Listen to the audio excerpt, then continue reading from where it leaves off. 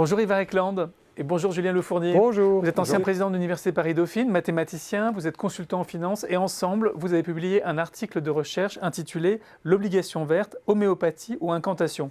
Alors ces fameux green bonds, censés financer la transition écologique, ne servent-ils à rien ? Écoutez, en tout cas, nous pensons qu'ils ne servent pas à financer la transition énergétique. Je vais vous dire pourquoi. Si vous allez sur le marché, vous achetez un produit bio, vous vous attendez à le payer plus cher que le produit ordinaire. Parce que s'il fait bio, il a des contraintes supplémentaires, il y a des choses qu'il ne fait pas, il y a des choses qu'il doit faire en plus. Bon. Maintenant, un green bond, vous vous attendez à ça finance quelque chose qui a également des contraintes supplémentaires. Il doit émettre moins de carbone, il doit faire plus attention à certaines choses. Et le produit, le green bond, devrait coûter plus cher. Or, il coûte le même prix. Et alors, vous vous demandez, si au marché, le produit bio coûtait exactement le même prix que les autres, vous vous poseriez des questions. Vous diriez, mais alors pourquoi est-ce que tout le monde ne fait pas bio ? Alors pourquoi est-ce que les taux d'intérêt et donc les prix qui en découlent sont-ils les mêmes dans les obligations vertes que pour les obligations classiques ? Oui, sur le marché primaire, c'est assez facile à voir parce que c'est tout un groupe d'investisseurs qui achètent ensemble et en même temps l'obligation verte, donc nécessairement à un prix unique. Ce prix unique est dicté par les investisseurs professionnels qui sont majoritaires dans le placement. Ces investisseurs professionnels agissent pour compte d'autrui et doivent respecter leurs responsabilités fiduciaires. L'obligation verte ne leur offre aucune contrepartie tangible, aucun engagement juridique spécifique qui justifierait la moindre différence dans le prix payé par rapport à une obligation normale. De même, sur le marché secondaire, on n'observe aucune différence. Ce serait d'ailleurs absurde puisque ce qui compte, c'est l'investissement productif initial. Si un investisseur achète à un autre investisseur son obligation, il ne fait que refinancer le premier acheteur. Je grossis l'exemple pour mieux me faire comprendre. Imaginez qu'un titre passe d'un portefeuille obligataire à un autre portefeuille, 10 fois, 100 fois, 1000 fois.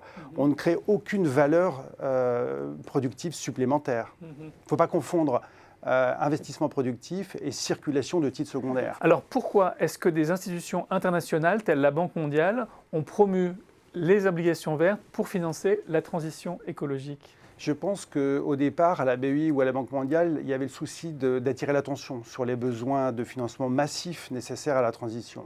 Ensuite, le pseudo-produit a végété pendant quelques années, puis autour de la COP21, l'engouement a été tiré par le politique, qui a parlé explicitement de verdir la finance, dans une acceptation du terme la plus mauvaise possible, puisque, on l'a vu, l'obligation verte ne modifie en rien l'offre de financement, ni en volume, ni en prix.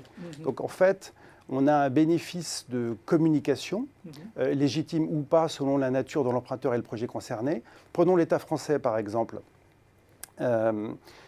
L'OAT verte, c'est un jeu qui consiste à pointer des dépenses éligibles dans des dépenses qui sont déjà engagées au budget. Ce n'est pas très intéressant. Prenons les banques commerciales par exemple. Le refinancement massif et l'absence de traçabilité réelle rendent le concept pratiquement inutilisable. Donc, il faut que les télénautes comprennent que la situation, c'est celle d'une impasse à double contrainte. Soit le produit est plus cher pour l'acheteur et ça tuerait la demande, ou elle serait absolument marginale, et donc on ne change rien. Soit le produit a le même prix, et il n'y a pas d'incitation pour l'offre et ça ne change rien non plus. Donc en fait, c'est rien ou rien.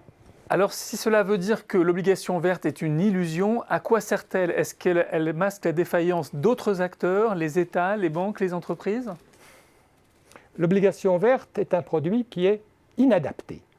Je redis que financer la transition énergétique, c'est absolument nécessaire. Ce n'est pas quelque chose qui se fera tout seul. Et il y a des moyens de le faire. Il y a des prêts directs à certaines entreprises ou à certains projets que vous jugez verts. Il y a aussi des bonifications. Par exemple, isoler les bâtiments publics, ça c'est faisable par exemple avec des prêts bonifiés. Des modes d'action, il y en a.